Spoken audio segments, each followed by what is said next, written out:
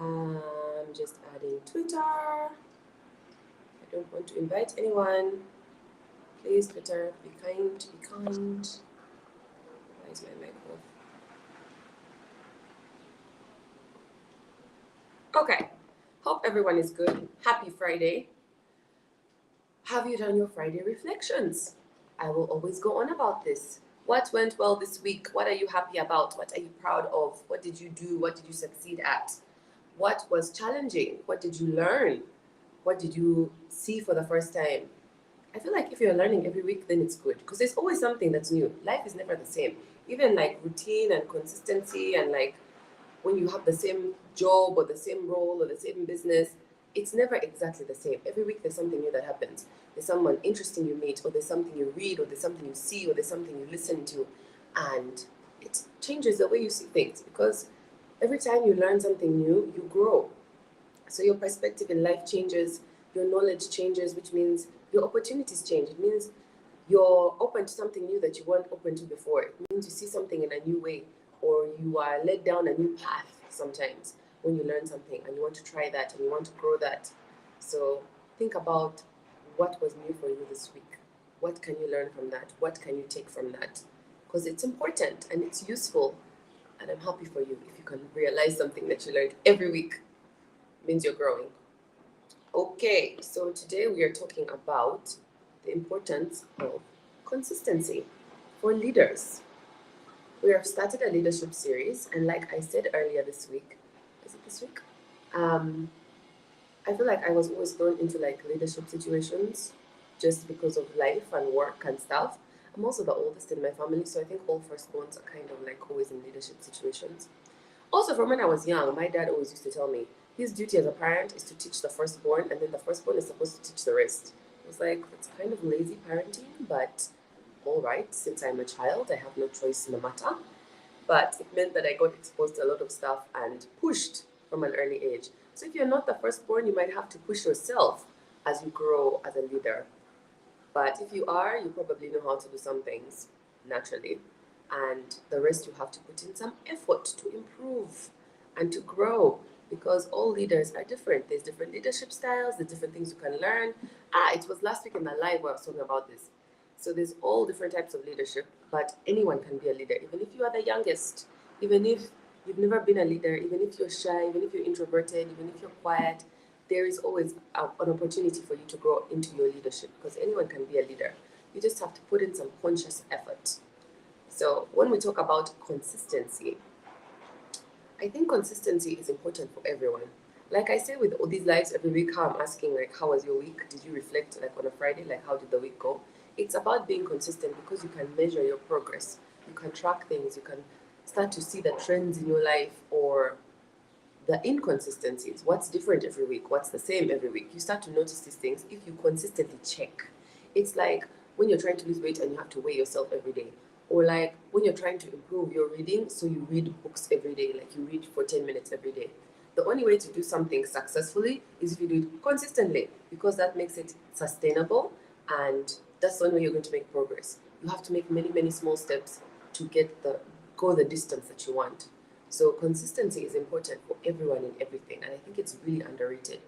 I think when you talk about like the important things in life, or when you look at successful people or happy people, when you look at the way things get done, it's about discipline and resilience, right? And a big part of discipline is the consistency, because being disciplined is doing the right thing all the time. It's doing the right thing whether you feel like it or not, whether you want to or not, whether you're in a good mood or a bad mood, or someone has upset you, or you don't like the person, or you don't like the job or the task, you still get it done. That is being disciplined. So consistency is like a big part of discipline. And consistency is not talked about enough. It's so underrated. This is like the most important thing we should be teaching children. You have to learn how to do something regularly, even if you don't feel like it, even if you don't want to do it, because that's what real life is about. As adults, come on, how often are there things you don't want to do, but you have to do, like pay taxes or bills or exercise? You just have to be consistent about it. They're never going anywhere. For the rest of our lives, we're going to have to do that. So why fight it? Why be lazy about it? Why complain? Why not just get used to it? Because that's consistency. This is for the rest of your life. There's certain things you're going to have to do, like make your bed every day or drink water. You just have to be consistent forever. So it's a skill, I think, because it's really hard. It's very hard for people to be consistent. I get so many people talking about we struggle with procrastination, we struggle with imposter syndrome, we struggle with discipline. Just getting up at the same time every day is hard because we just are not consistent. We're not taught this from when we're young. It's not like a skill you develop, and yet it's something you're going to need for every aspect of your life. Mentally, physically, spiritually, emotionally, you have to be consistent. No point going to church once in a year. Okay, I'm sure God listens to you wherever you are, but I mean, if you're a church going person, you go every Sunday. If you're a mosque going person, you go every Friday. That's consistency. So it affects every aspect of your life. You can't go to the gym once every 6 months. You gotta go 3 times a week. You know, consistency. So now, as leaders, you need consistency even more because it's not only about yourself.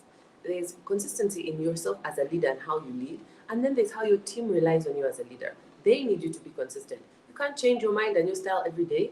It's volatile, it's unsettling, it's difficult. How are they supposed to know what they can count on? How do they feel safe? How do they feel motivated and inspired by you if you're inconsistent? Some days you're there, some days you're not there. Some days you're shouting, other days you're not shouting. Some days you're nice, other days you're not nice. Some days you give really good instructions, other days you just let them swim and figure it out. So inconsistency as a leader is a big challenge because your team is relying on you. And the only way they can get their work done is if they can rely on you to be the leader that you are. They can rely on you to show up for the meetings, to give them the instructions, to be supportive, to be listening to them. So there are certain things as a leader, once you develop your leadership skills, you have to be consistent about them.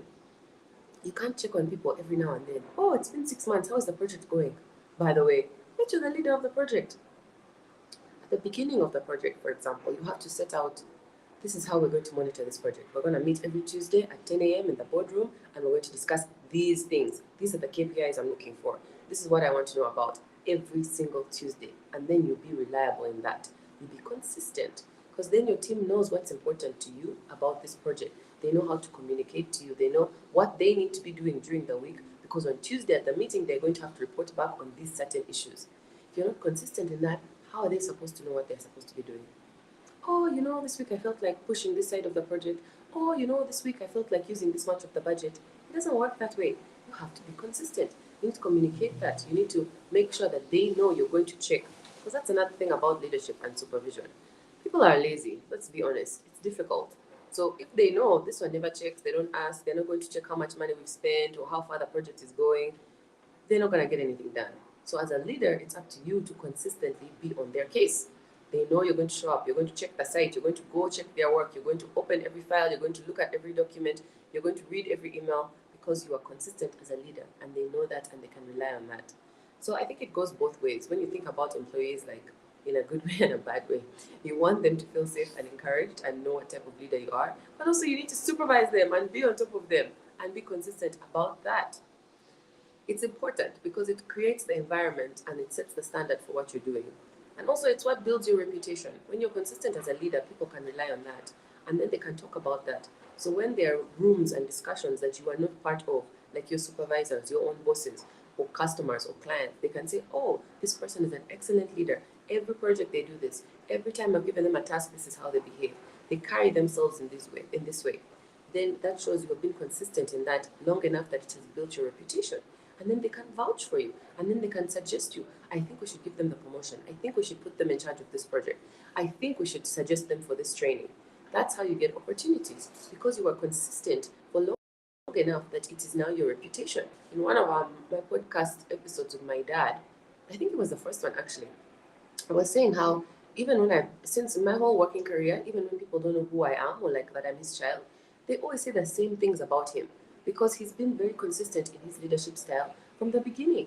He's been very ethical, he's been very kind, his personality is the same at work and at home, so I've never had any unpleasant surprises. I've never sat in a room where they're discussing him and they've said something that shocks me because he's been very consistent and reliable. His personality, his ethics, his discipline, the way his work style is, and his leadership style has been the same. Some parts of it I don't like, some parts of it drive me crazy, and I fight with him about it. But I know he's not going to change. That's how he is, and that's who he is, and not just accidentally. That's how he chooses to carry himself. That's who he chooses to be, and that's how he chooses to show up as a leader. And he's done that consistently for the last 30, 40 years. So whoever knows him or has worked with him will say the exact same things. They'll always suggest him in the same way or recommend him in the same way. This is how he gets different things. Like when he was nominated of Australia, it's not something he asked for or applied for. It's something someone else recommended him for, and then they had to do due diligence and like check on him and do reference checks and ask about his background. But they got the same answers from everyone who knows him because he was consistent as a leader. So it's something that I have seen and learned from him, and it's something I also try to practice and be like consistent in my leadership style, because your reputation speaks beyond you. It goes further than you. You don't know how far it goes. You don't know what opportunities you're denying yourself because you are not being proactive and intentional and consistent in your leadership style. So there are very many reasons you need to be consistent, and it's one of the things I think as a leader you need to be aware of early on. Once you understand your leadership style or you identify the type of person you're trying to be, you have the vision of who you want to be and how you want to carry yourself, and you start to do that every day. That's how you build consistency, and that's how you build your reputation. That's how you build trust in your team. That's how they know they can rely on you, and even your supervisors or people below you, your juniors, know that this is this kind of a person. They can trust that you will get things done in this kind of way. You are able to be relied on to be who you are. Even if your leadership style is more exciting or loud or volatile or fun, it's consistent. I'm not saying be one way or be one type of a leader. I'm just saying whatever type you choose, be consistent about it. Because if you're the same way for 5 years, 8 years, 10 years, even for 6 months, then people get to know that about you. And then that becomes a part of your brand, of who you are.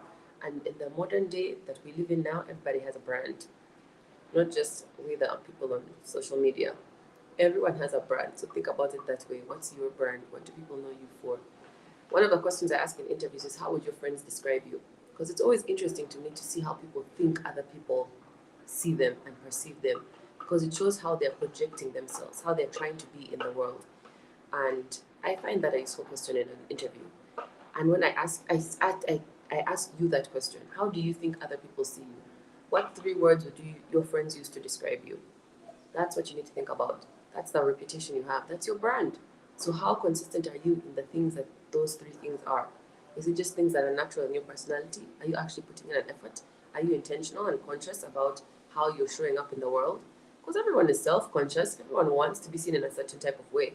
But how many of us are proactive in how we are in that type of way? How many of us are actually thinking about it and saying, this is the person I look up to because they have these characteristics. This is the kind of person I want to be. This is what I'm thinking I should be or I should be like. That's what consistency helps you with. That's how you build your brand, you build your reputation, because people know this is what this person is known for. This is how they are. I actually remember my dad saying, you need an address. When I used to travel a lot for work, he's like, if you're always up and down, how will anyone know how to find you? How will you grow? And I didn't get it. But now I think it's like more metaphorical. You need to have your base, your roots. Like, these are your core values and principles, and this is what people know you for. Because if you're all over the place, you can't really grow in any particular direction. So be consistent as a leader. It's helpful. Let's see what questions we have. Why do people lose consistency? Hello, Mwonge. Thank you for that question. Why do people lose consistency? It's hard. It takes discipline. It's hard to do the same thing all the time. That's why discipline is doing the thing even if you don't want to do it, even if you don't feel like doing it. And that's a skill, because most people don't do things when they don't feel like it. But you can't live by your moods and emotions and how you feel, because life is not that way. If we only worked when we felt like it, how often would we work? If we only went to the gym when we felt like it, or if we only were kind to people when we felt like it, what would life be? You have to build these things. It's a skill. And that's why I say resilience is very important as well, and it goes closely with this, because you need to be able to show up and do it all the time. The easiest way to build consistency is to build a habit. I suggest you read James Clear's book, Atomic Habits. It is a very useful way to do it, because it takes willpower. That's the problem. When you're trying to do something and it's depending on whether you feel like it or not, because you're trying to put in energy and willpower to actually achieve it. If it's a habit, you don't need willpower to do it. You already do it automatically all the time. So you just need the willpower to start the habit, for the first few weeks, to put in the energy and the effort to get it done. Once you build the habit, then muscle memory takes over. Your brain can just do it. Your body can just do it. You can just show up because your habit is built. So it doesn't take as much energy and willpower. That's where we go wrong. So if you don't want to lose consistency, I suggest you build the habit.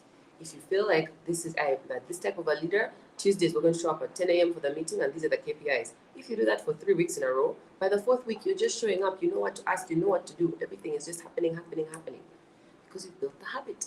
You can build habits across any area of your life, whether it's mental, emotional, physical, or spiritual.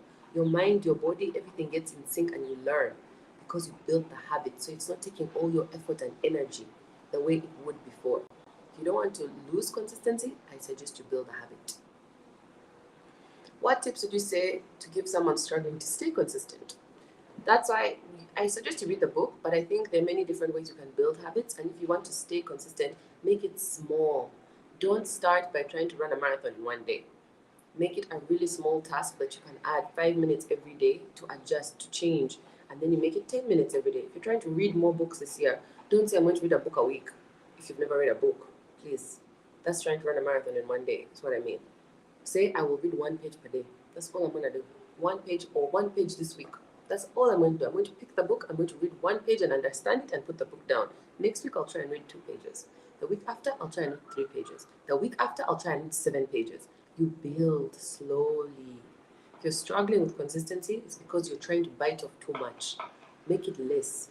You know, I'm always interested. I guess I learned this a while ago, but it's always interesting to me when people are like, what? No, I can't only read 1 page. That's so lazy. Lazy is not reading any at all because you told yourself I'm going to read 30 pages today. Did you read the 30? Better you read 1 than you read none because you are trying to read 30.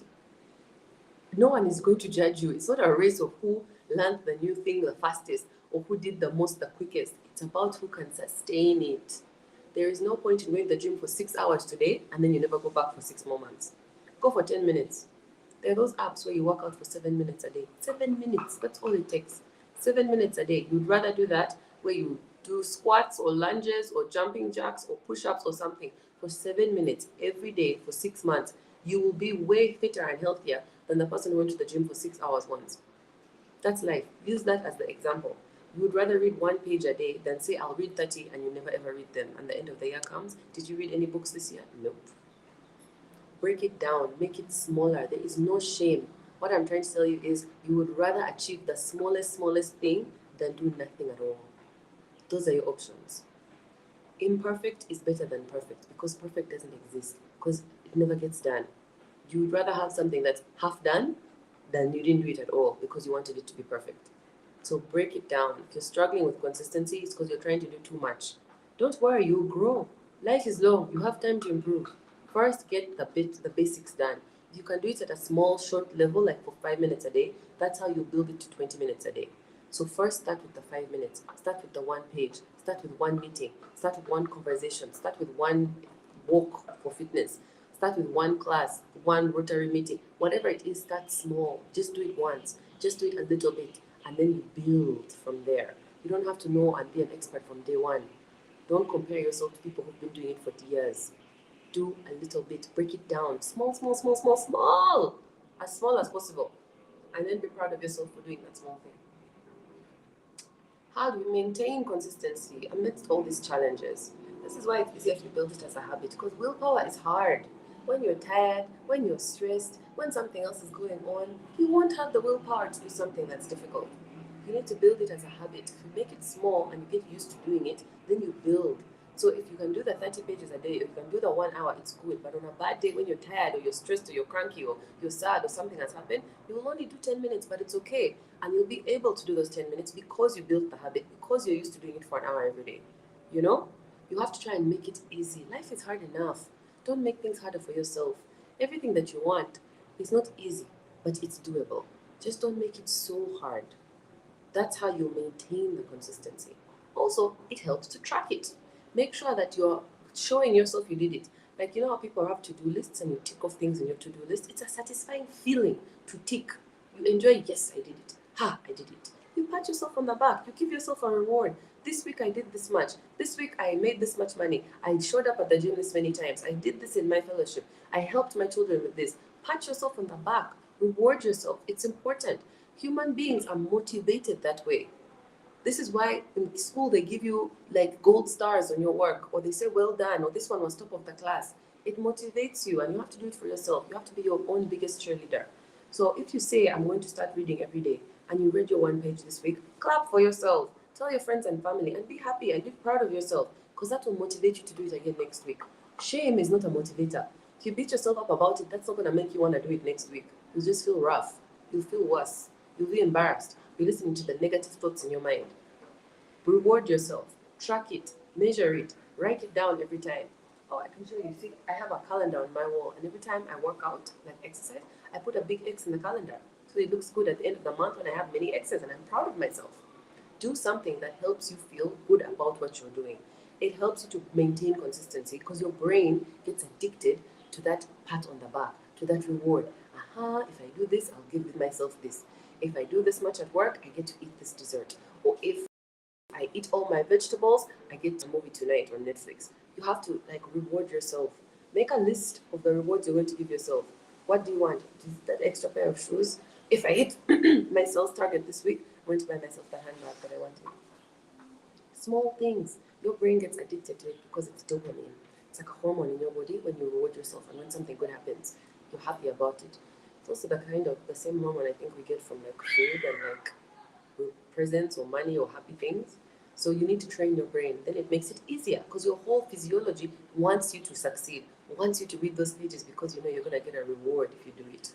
So track it, measure it, like tick, tick, tick on the to-do list, so you're aware and you can see it, and reward yourself. Don't use shame. Shame is not a motivator. Don't beat yourself up. I only read one page this week. No, be like, I read one page this week. I'm so proud of myself. You might feel silly, but do it. Trust me, just try. Try that for 6 weeks in a row, and reward yourself with the thing you're trying to change and the habit you're trying to build and the consistency. And you will see how it motivates you and you do better next week. Knowing what you know now, is there anything you would have done differently when you were starting out? Actually, last night I was talking to some 20-year-olds. I think they were like 19, 20, 21. And I was trying to tell them if I could go back and be 20 again, I would work more. Knowing what I know now, what would I have done differently? I wish I knew what I knew now then. I wish I spent more time growing and being proactive and learning. I think I was lucky in the way that I got to learn from the people around me. I had good mentors, and I'm also curious by nature. So I'd always ask a lot of questions, but I was not intentional about it. I wasn't proactive. Yes, I had dreams and goals and hopes, but I wasn't specific. Like I didn't have particular goals. Like I'm trying to achieve this year. This is how I'm going to achieve it, because I didn't know. I was young and I was just going with the flow. So I think everyone makes mistakes. It's not about the mistakes and the failures. I think I wish I was more intentional younger, because I think I could have achieved more. I could have done more. I could have been more balanced. I could have been happier. I could have, I don't know, explored more or seen more. I think the sooner you learn to be intentional about your life, the better. And that's something I think about a lot these days, because I really try to be intentional with my time, with my decisions, with my energy. So if I could go back, I would be more specific in what I want to achieve and what I want to learn and how I want to grow. I didn't know you could grow in like areas that if you want to grow in this area, you grow like this, you know? I was just going with how things are and asking people around me, how did you do this? Why is it like this? How come this works this way? Which helped me. So I'd say ask lots of questions. It's useful, but be specific, be intentional. You know, it's your life. I think too often life happens to us, not by us. You know, you have to be the author of your own life. You have to be the main character, as they say in your movie. So decide where you want to go, decide what you want to do. You can be anything, it's your life. It doesn't feel like it always. You always feel like the constraints of society, your family, or like, this is the degree I did, so now I have to be this thing in my. Yeah, you don't. There's no life police. You can be who you want to be. You can do what you want to do. You can be intentional and say, this is what I want to be and this is how I want to live my life. And you do it. And nothing happens. It's the truth. Other people have their own problems in their own life. They don't have time to police you. They'll judge you and give you questions or comments, but you know, they'll get on with it. So be intentional, is what I would say. Can consistency be genetic or nurture? Francis, I don't think people are genetically consistent. I wonder, I would be curious. Maybe some scientists somewhere are studying this. I think they're character traits, like how I'm saying I'm naturally a curious person. But But I think it's more about your environment, the way you nurture children and encourage them. I think I get to be curious because I was never told shut up or don't ask questions when I was a child. So with consistency, I think it's the examples you have. Like you can look around, look at your parents, the people who raised you, the society you're in, the people you spend time with. If they are consistent, you'll be more likely to be consistent. There have been studies about that. Like if your friends gain weight, you also gain weight. If your friends are smokers, you tend to be a smoker. Because birds of a feather, right? You are the sum of the 5 people you spend the most time with. Has been tried and tested. So I don't think it's genetic. I don't know. If you're very consistent and you have children, do you think they'd also be consistent? I think it's more because they see you being consistent. Because kids learn from what's around them. I don't think it's something that can be genetic. Because also, everyone can learn to be consistent. Any kind of childhood or life you've come from or background you have, if you learn to be consistent, you'll just be consistent. It's a trait you have, it's a skill you build. So anyone can learn. I did read a biology book about evolutionary psychology that said people live fast lives or slow lives. Some people come from households that are very volatile and quick and tend to make hasty decisions and have more risk. And some people come from like slow, practiced, like more deliberate households, so they are more slow in the way that they make decisions and how they assess risk and the choices they make. So I think that's again nurture, not genetics, but it's about the background you come from. And most things in our personalities and our character are set by the age of 7. So 0 to age 7, the examples you have around you, those are really your core values and the principles you're going to have for the rest of your life, unless you are very, very intentional and put in a lot of work to change that. So again, it's not genetic, but it's about the environment you grow up in. But you can build consistency. What would you say is the greatest strength of great leaders? Resilience. I would put discipline in there, but I think discipline is part of resilience and resilience is part of discipline. Because whenever you study leaders, people who are good at what they do, you can see that the reason they are better than others is because they kept going when others gave up. Like we're talking about consistency. If I'm consistent for 100 days, but you are consistent for 101, you will be more successful than me at whatever we are trying to do. So all you have to do is be more resilient. All leaders have been resilient and disciplined and kept going, even when they didn't feel like it, even when it was hard, even when they had personal problems, they kept going in the area that they committed to. And that's how they became great, in my opinion. Thanks for that question, Johnson. What habits can I adopt and practice daily to become an effective business leader in the future? Asks Richard.